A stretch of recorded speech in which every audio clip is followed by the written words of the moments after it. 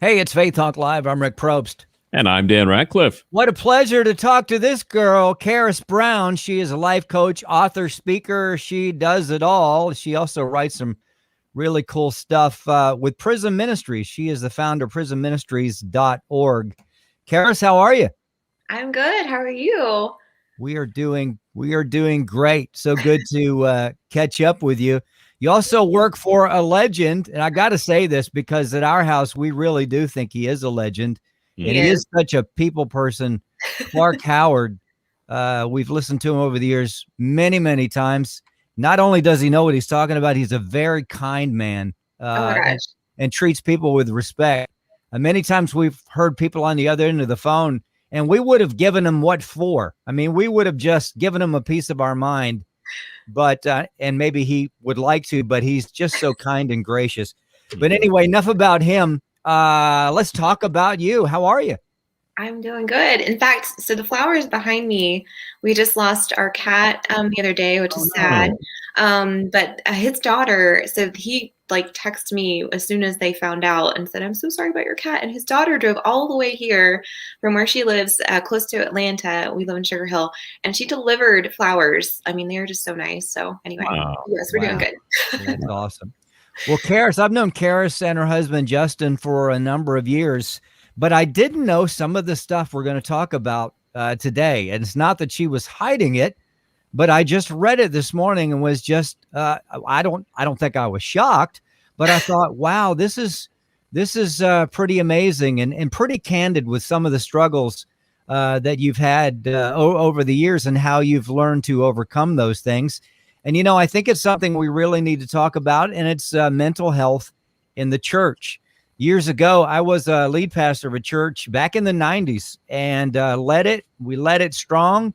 But, it was a challenge, and eventually I had a mental breakdown. I had to take some time away because I couldn't take the pressure, because there was a lot of pressure there, and I wasn't equipped to take that pressure. The good news is I'm on the other side of it, and I can see it when it's coming. And, I'm living a healthy life, but I still have to keep an eye on it.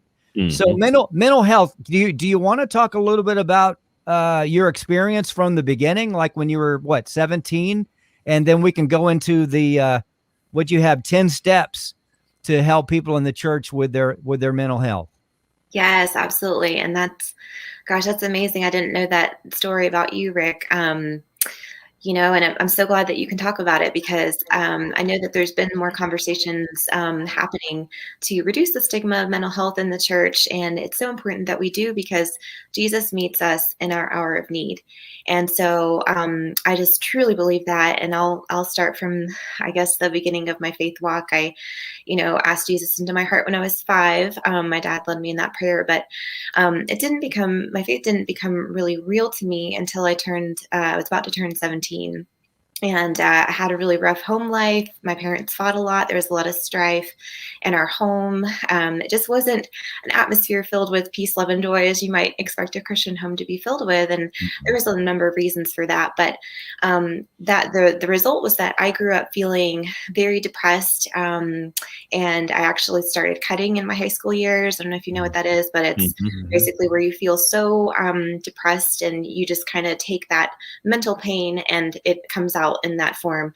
And so basically I was kind of up and down. Had a pretty good high school experience, but then I was transitioning from high school to college, and I kind of lost touch with my friends. And that summer that I was transitioning to go to college, I just really started feeling down, and I kept asking God, all this family trauma, all the things that have happened in my life, what is it for? Is my life only to suffer? And I kept praying, and this kind of culminated into just before my 17th birthday. And just a little backstory, I loved rainbows when I was little.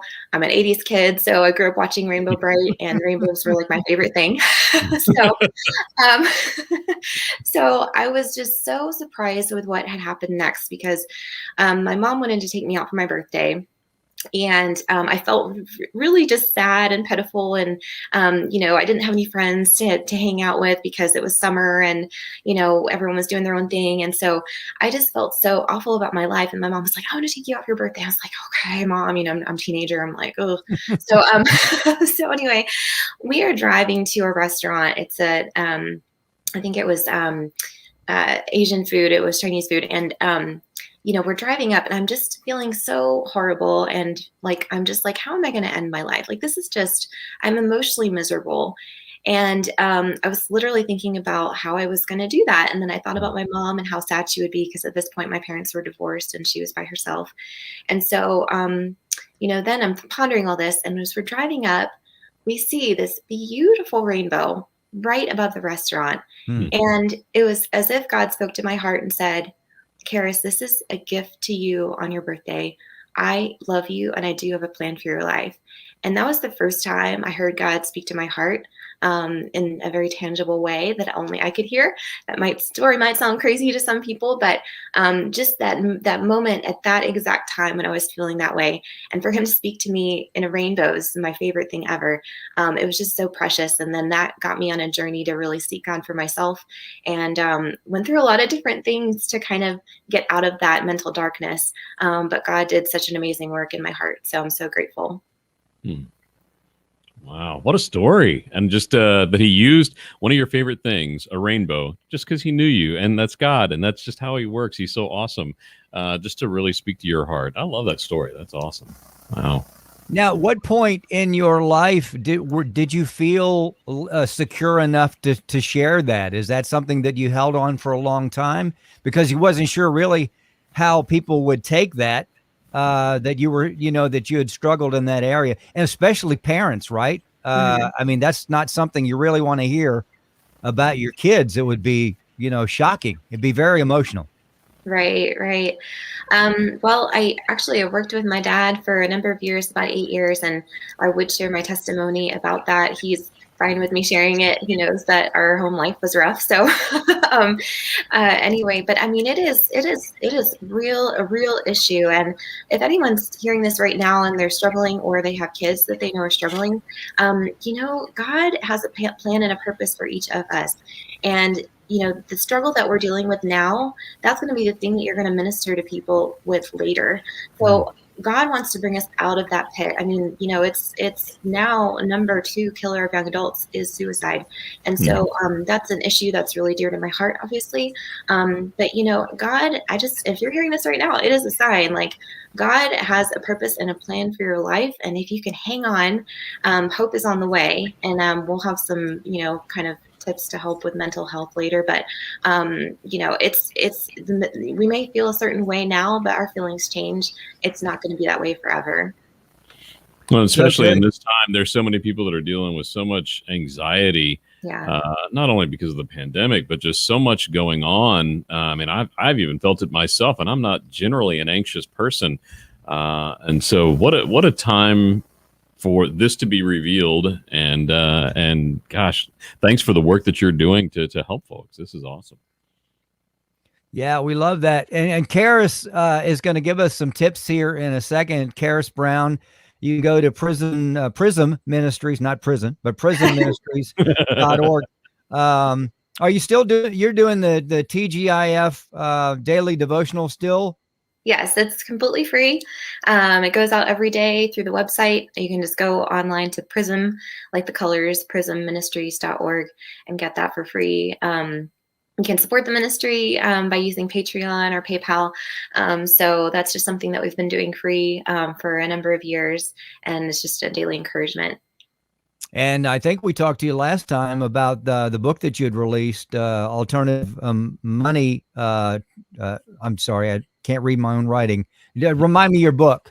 It's Alt Money Choices. So that's a book I worked on just to help people with their money. We paid off $30,000 of debt in about 11 months. And so that was another part of the journey, is just getting out of debt. So That's really good. Charis Brown, you can check out her stuff. She's a life coach. She is an author and a speaker. All right, we were talking about mental health, and you've got some really good tips for us. Let's go through the tips step by step. Okay.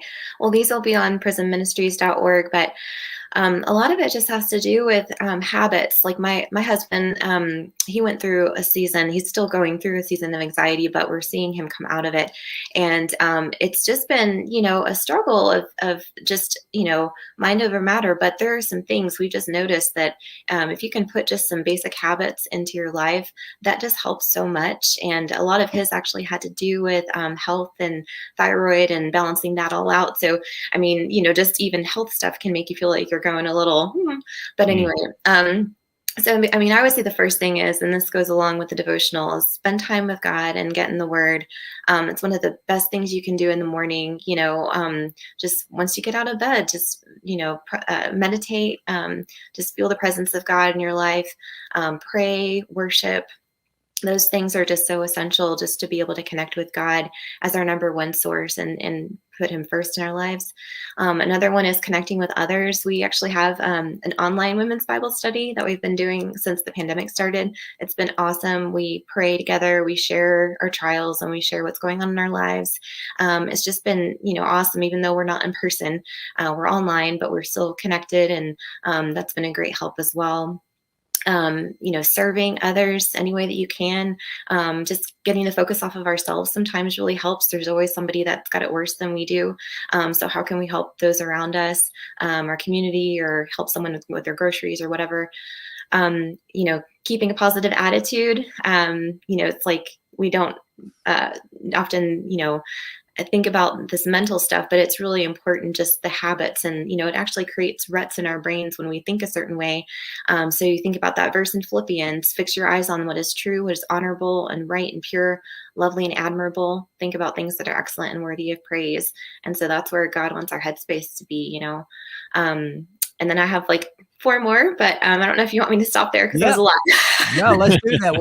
We're talking with Charis Brown. She's given us 10 steps really to improve our mental health, and I think they're really, really good. All right, we're at what, number 6?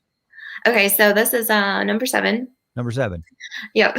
So just focusing on work, whatever you're doing, do it as unto God. The Proverbs 12:24 says the diligent find freedom in their work. When we can focus on serving other people, I mean, that goes back to serving, but in whatever we're doing it as unto the Lord. The 8th thing is health. Taking care of our mental, our physical health is so important, and it does impact our mental health. Just as we've seen with my husband, like that's been a huge piece of his mental health and getting out of anxiety. So exercising, eating healthy, taking vitamins. A lot of us are deficient in vitamin D, but the studies are showing that really helps with, not getting COVID too. So sunshine, fresh air, that's really important. The 9th thing that I have is to laugh.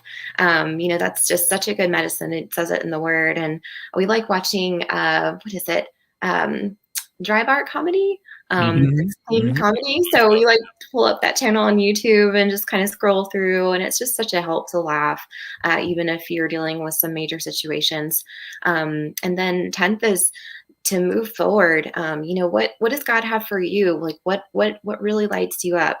Maybe there's something that, you find in your service, whether it's with your church or serving a neighbor, or something else. Like what's a hobby that you just love, making sure that we're doing the things that God's gifted us for. So, and I mean, I guess Proverbs 29:18 says, where there is no vision, the people perish, but he who keeps the law, happy is he or she. So just focusing on what really lights you up, that's really motivating, and it can help us have a much more positive attitude too.